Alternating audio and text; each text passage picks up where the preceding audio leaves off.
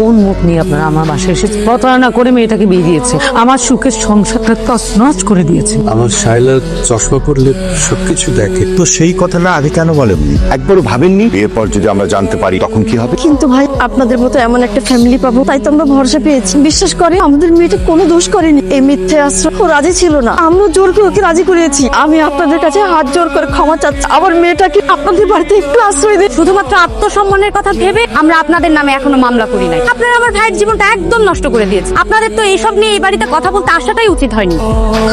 এ বাড়িতে কেউ মারা যায়নি, এত শোক পালন করার কি আছে? যা হয়েছে তো ভালোই হয়েছে। এখন তো আর কেউ বলতে পারবে না তোমার মেয়ে অন্ধ, এই জন্য বিয়ে হয় না। এখন তো আমি খুশি খুশি নিজের সম্মতিতে যে ডিভোর্স দিয়ে চলে আসবো। বলছিস তুই? হ্যাঁ ঠিকই বলছি। অন্যায় করছি তার শাস্তি পেতে হবে না? কারোর সাথে অন্যায় করে ঠকিয়ে সংসার করা যায়? তোমরা তো আমাকে মানুষ মনে করো, মেয়ে মনে করছো না। আর মেয়ে মানে তো সমাজের বোঝা। আমি মানছি যে বোমা একটা সমস্যা আছে, এটা তো আমার মনে হয় না এত